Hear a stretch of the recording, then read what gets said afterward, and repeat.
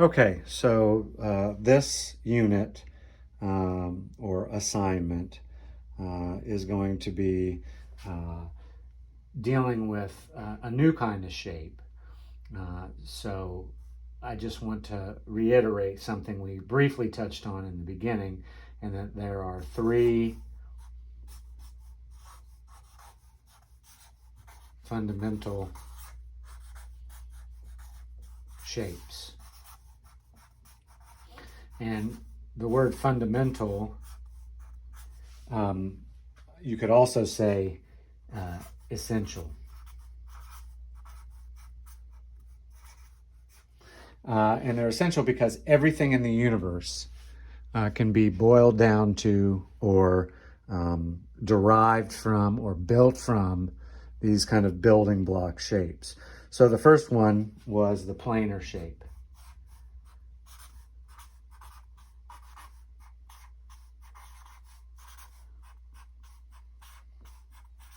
And that's what we've been dealing with so far. So planar shapes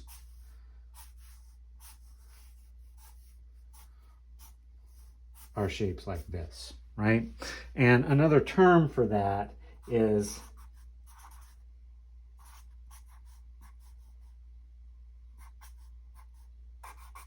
rectilinear shape.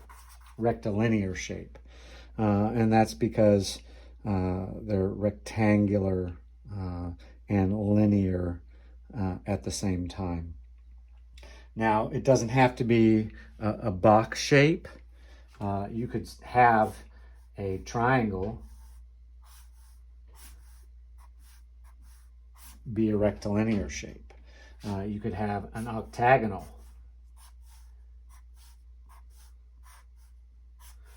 rectilinear shape.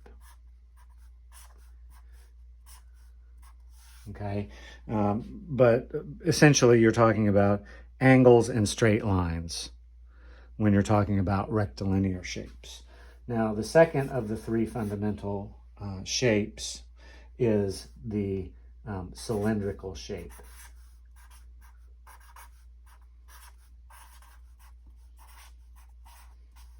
The cylindrical shape. And this is where you start to get into shapes that are known as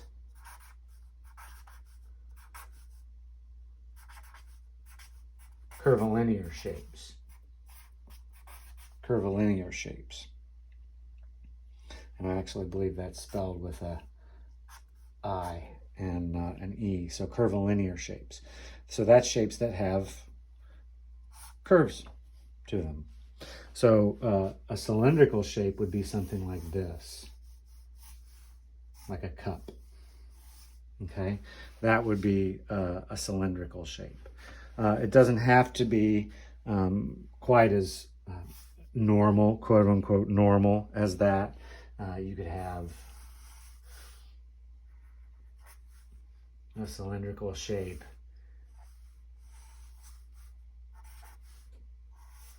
like that, like a pipe of some sort. You know, it could pretzel around itself.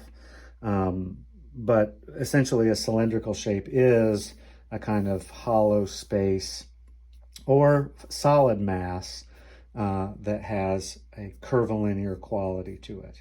Now, for instance, with this, if it was a cup, I'm going to do some hatching to get some shading going on, it would be hollow in the center, right? And if we had a direction of light coming from this direction, we would see, you know, a lighter area here and a darker area here, this being hollow. Okay, so this would be a volume because it's a hollow shape. You could also have a curvilinear shape. In this case, it's kind of a bowl shape that had a plane. So it's not hollow.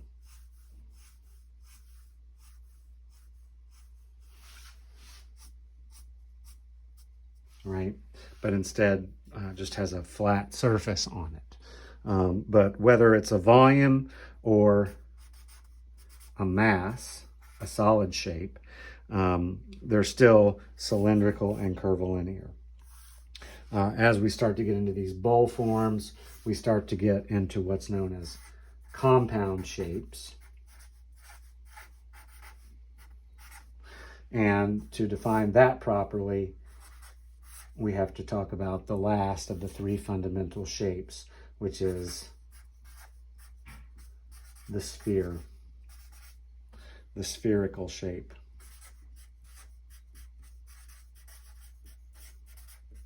Okay, and that's basically a ball. Still curvilinear.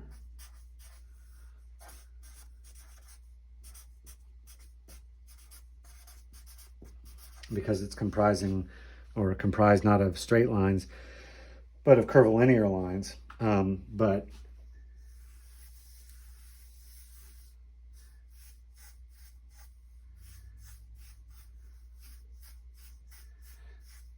whether it be a mass or hollow, you're talking about a spherical shape. Okay, so sphere, cylinder, and planar shape, or rectilinear, curvilinear forms. This is actually a compound shape because it's part sphere down here and part plane here. So it's a combination of a plane, albeit a circular plane, a curvilinear plane, and a spherical shape. If it's hollow, we're getting into the cylindrical. So that's just a brief overview of the three fundamental shapes. In this particular project, we're going to be concentrating on the cylindrical, the curvilinear, and the compound shape. Okay. As we move into this cylindrical shape, we need to recognize that it is based on the circle.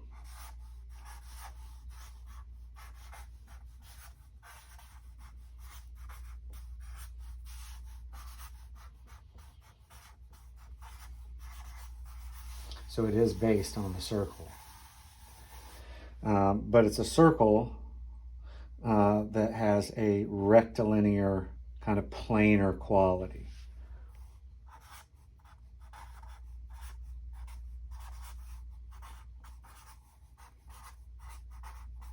So you can see how the three fundamental shapes of the plane, the cylinder, and the sphere kind of flow back and forth. They have a mutuality between them.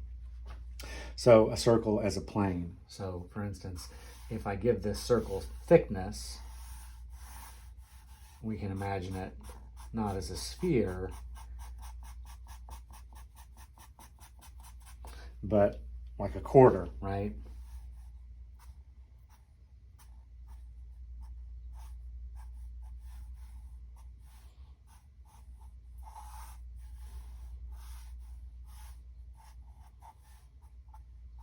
Right, so it's a planar shape. Right? So the circle as a planar shape. So we're seeing the circle as plane in perspective. So just like if we see a box shape in perspective, we're going to see something that looks like this, not from above, but from a raking angle. This would be a bird's eye view, and this would be a raking or obtuse angle. Cylinders can behave in much the same way. So if we're seeing a cylinder from a bird's eye view, it's just going to look like a circle. If we're seeing it in perspective, it's going to be not a circle, but another very important aspect of the cylindrical shape is what's known as the ellipse, which is a circle as a plane in perspective. And depending on where that ellipse is in our line of sight, that ellipse is going to look more or less tall or wide in its relative height versus width. So just like here, there's a width versus height relationship, right? Here, there's a width versus a height relationship. And depending on the point of view, that width or height relationship is going to be either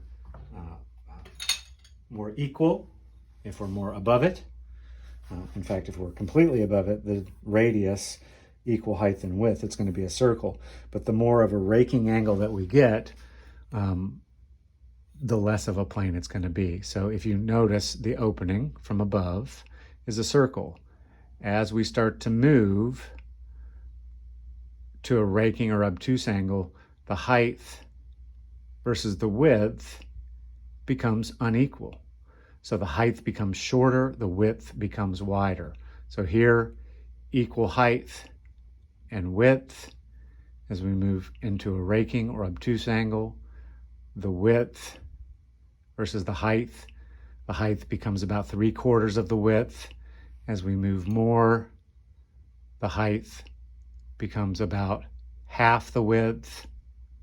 As we move more, the height becomes about 1/3 or 1/4. And then eventually, it just becomes a straight line. Okay? So depending on our point of view relative to that circle, whether we're seeing it from above or a relatively obtuse angle, the height and the width ratio will change. Okay? So when we're dealing with cylindrical shapes, we're dealing with height and width, just like when we're dealing with rectilinear shapes. So from above,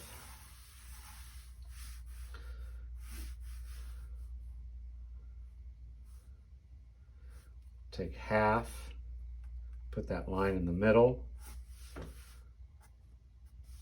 So this is about half of that overall line. Okay. And what we're really looking for as we're drawing this is equal and symmetrical quadrants, right? As it becomes more obtuse relative to our point of view, then we might take 1/3, right? So it'd probably be something like this. And you'll notice that I'm drawing a vertical for the height and horizontal for the width. Okay. And then if we're even more close to eye level, we might see, something as small as 1/6. All right. And then if we've got a really tiny sliver,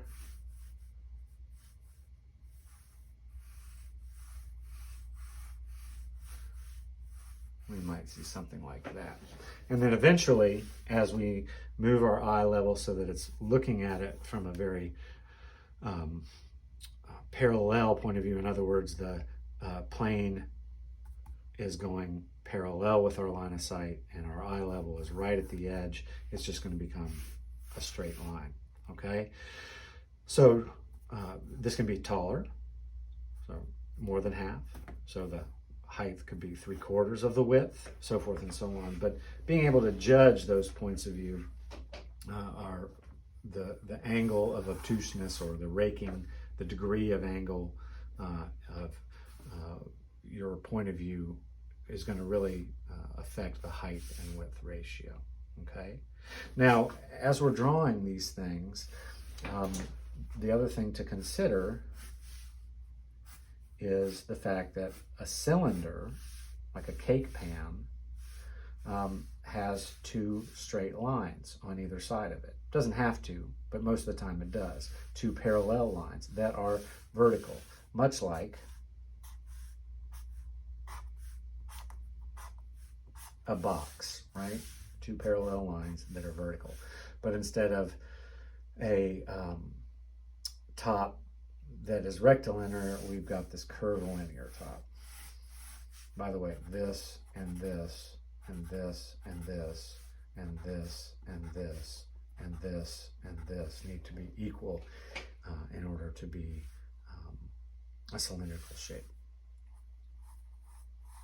So if we were to fit a cylindrical shape in there,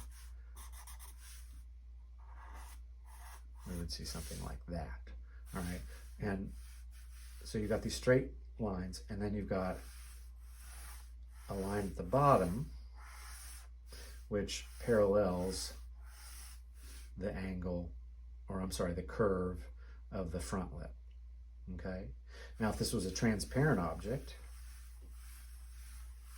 we would see an angle back here that parallels that back angle, but it's not. It's a solid object. Now here's a couple mistakes. Some people, when they're drawing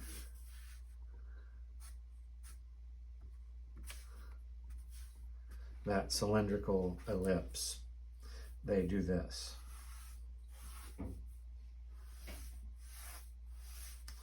And what's wrong with that is instead of having curves at the edges,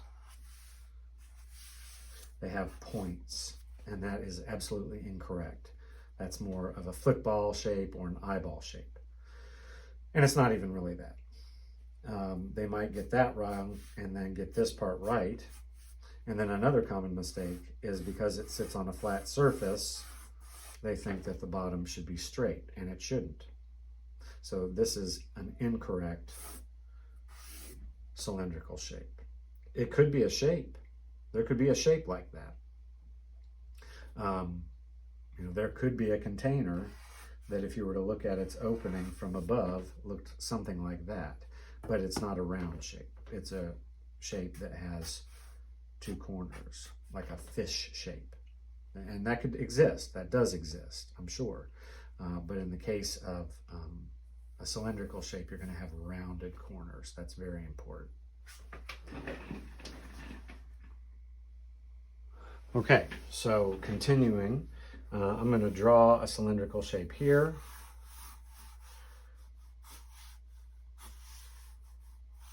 And remember, a lot of times our goal is to make it as big as we can on the page without going off the page. So let's say that this is our page. So we would make this as big as we can on the page without actually going off the page. So the first thing to do is to use your fingers or to use your pencil to capture the height and compare it to the width. So this height is about 3/4 of the width. So if we find the line of center, okay, which is very important, and we draw it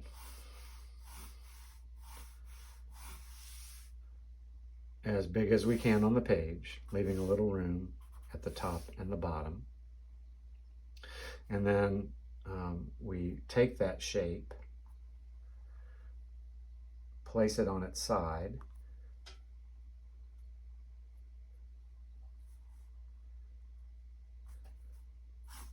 we know that the opposite side has to be here.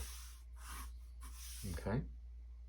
And then we know that this and this are going to be equal from that center line. Okay? Now, the next thing that we have to figure out is how big the ellipse is.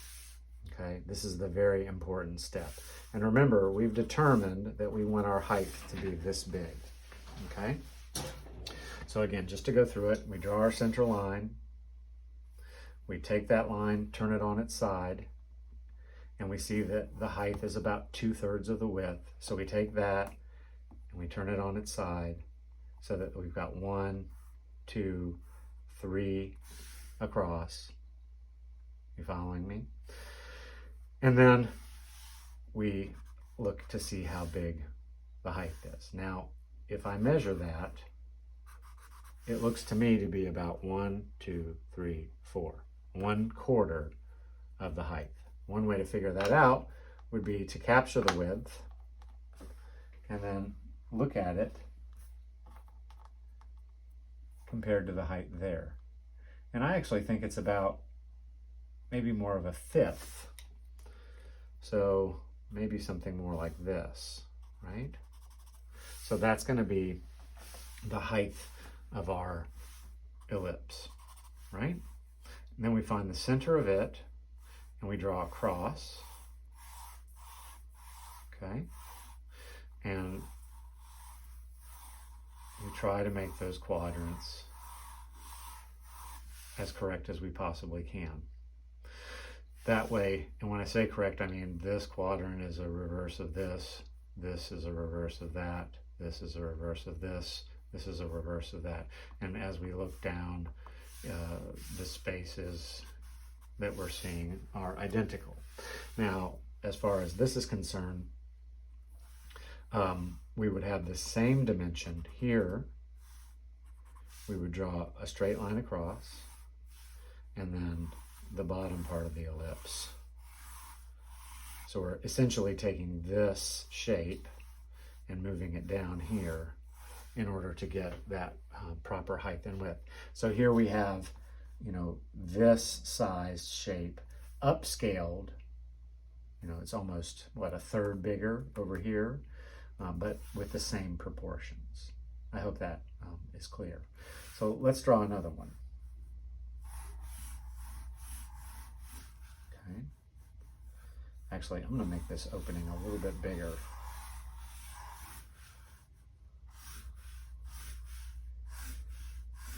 And we're going to come at it from a slightly different point of view. So the first thing is that this is more of a vertical than a horizontal form. So we would want to put it on a vertical formatted page, not on a horizontally formatted page. We find the center line, right? And we know that we want that object to fit on the page as big as we can. So I draw a center line in the center of the page.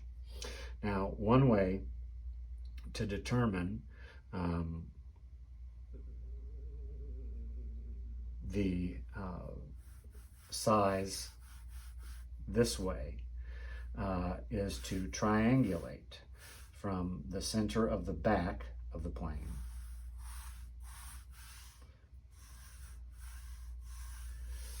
and find that angle.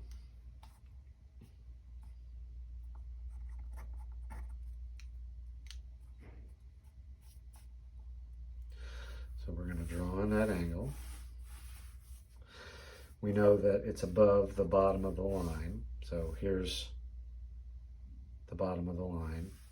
We know that that point is somewhere above there. We don't know where yet. Now we know that that angle is going to repeat itself over here. So we don't have to measure that angle. We just know that it's a symmetrical form. And then we would want to go from the opposite edge up. And you'll notice we have this kind of pyramidal form. So again, we draw an angle, something like this, something like this, and now we have the height-width ratio. So now all we have to do is draw a straight line up, straight line up, okay? We know that that's going to be the top, or the bottom, I should say, of the bottom ellipse.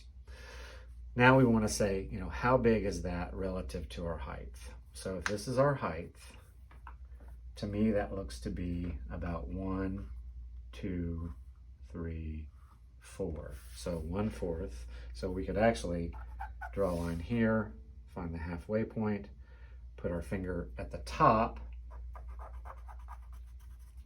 draw that same increment. Sorry. Yeah. So if this is the halfway point, it's going to be about right here, right? Because they should be 1/4, 1, 2, 3, 4. And then we're going to find the center of that line. We're going to draw a line across, and then we've got to fit our ellipse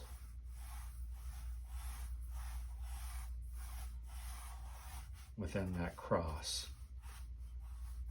Okay?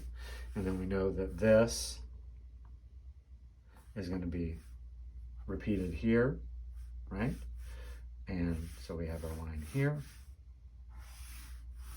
And it's just a matter of repeating that same angle at the bottom. So see, we have a larger scale of this same shape here. So whether you're measuring this and guesstimating that it's about, in this case, 2/3, and then doing the same thing here, or whether you're using triangulation, either way you can find the height and the width. And there's probably other ways of doing it as well. But the two basic ways are measuring width and height, okay, or using triangulation, or both.